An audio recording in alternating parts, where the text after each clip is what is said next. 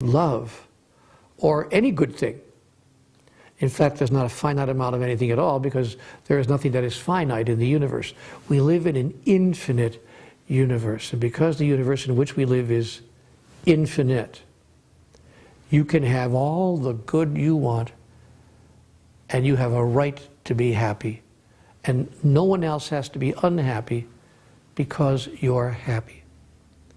Now, as I mentioned in the first lesson, I think we need to move through life with consciousness, with awareness. That is, if we have a deep awareness that a decision or a choice that we make, that us, how do I put this, going after something we want, would make someone else unhappy.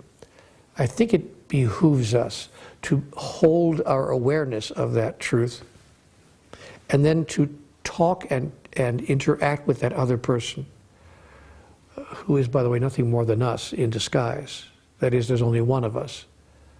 All things are one thing. There's only one thing, and all things are a part of the one thing that is. So we need to talk to that other part of us, which is currently, how do I put it, masquerading as your spouse or your friend or your business partner or someone in the world who looks a lot different from you, but is in fact you extended. And we need to talk to that other person and say, look, I know that it feels to you that you are going to be unhappy if I get to have something now that makes me happy. Is there any way that we can work together, this part of me and that part of me, which we call you? Is there any way we can move through this current process by which I am creating my next idea of happiness, such that you do not create your next idea of unhappiness? How can we, can I use these words, play together? How can we dance this dance of life together so that we can both be happy? But as we enter into that two-way relationship at that deep of a level, I want to share with you that God made it very clear to me, that we are not required to betray ourselves in order to make sure or to create a space for the other person to be happy. That is, I cannot deny myself happiness as a means of making certain that the other person is not going to be unhappy. I can't be responsible for that other aspect of the all and the decisions and choices that they, of their free will, are making. I can only continue to love them, to embrace them, to hold them in the space of unconditional love, and then tell them that I'm going to now experience my happiness in the following way. And I will do anything to help you experience your happiness as well, other than what causes me to betray myself. That's why we talked in the lesson 1 about telling the truth about yourself to another and staying in touch with that truth. So it gets very, difficult as we look into these issues deeply. Somebody always brings up, in my audiences, somebody always brings up what I call end-line examples. The person who wants something, the person who finds their happiness, may I put it that way, the person who finds their happiness in ways that would be deeply destructive and terrible for a great many people, but it makes them happy, So I have to, just for the purposes of practicality in this course, limit our exploration of these kinds of philosophical meanderings to people who are not mentally challenged. That is, we're not talking about people here when we talk about wanting what, when we have this entire discussion, really, we're not talking about this within the context of the behaviors, the responses, the reactions, the choices, and the decisions of people who are mentally deranged or are mentally challenged in some way.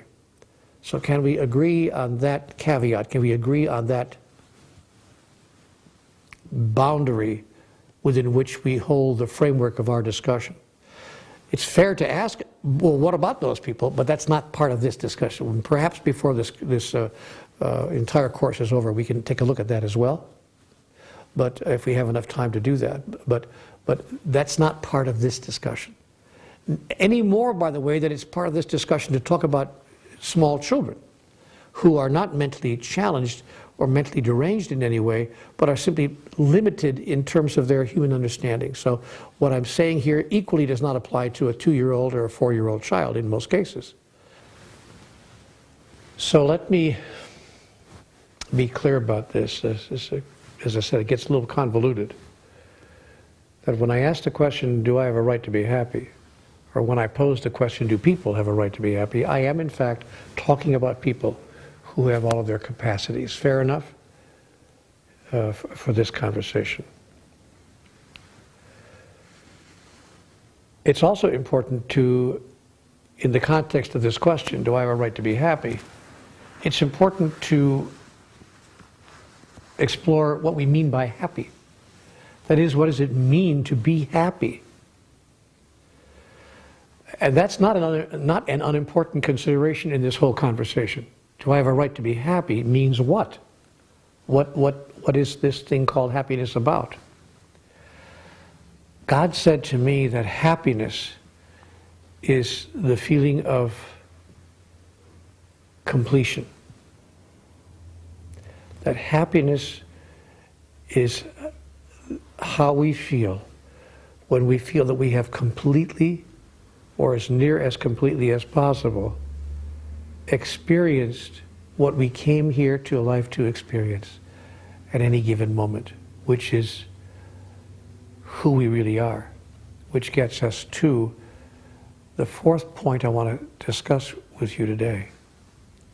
What is the purpose of life? See, because if we don't have any idea what the purpose of life is, we're going to have zero idea of how to be happy. We're going to think that happiness is a new car, the perfect partner, the income we've always wanted, a level of fame or power, whatever we think that, or even perhaps fewer problems, smaller bills, better health. We'll have all sorts of categories that we create that seem to equal happiness to us. But the astonishing thing that I've learned in my work is that happiness has to do with none of those things. Again, happiness has to do with none of those things. Now take it from me if you don't see it in your own life.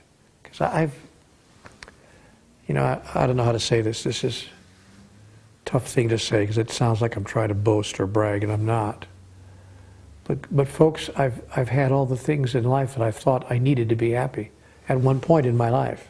See, I've had my new cars, I've had my beautiful homes with 80 acres in the countryside and all that. I've had, made, enough money to satisfy anybody. I've had wonderful relationships. I've had 9 children. I have an incredible wife. Gosh, honestly, from a physical point of view, there's nothing more for me to want or experience except more of that, but practically nothing new. And yet I want to tell you that it's possible for me and any one of us to have had all of those things and still not be happy. Whoa, that's not new, of course, we all know that. Some of the richest, most powerful, famous people in the world are very unhappy. What's that about? What is that about? So what does happiness mean? And what God said to me was, of course what it doesn't mean is all this stuff. See, you got to get what I'm telling you here, because it's not unimportant. 98% of the world's people are spending 98% of their time on the 98% of the stuff that doesn't matter. Whoa. Did you hear what I just said? I just said that 98% of the people are spending 98% of their time on the 98% of the stuff that doesn't matter. And we think that it does. We think that's the stuff that's going to make us happy. But it has nothing to do with the purpose of life and who we are and why we came here.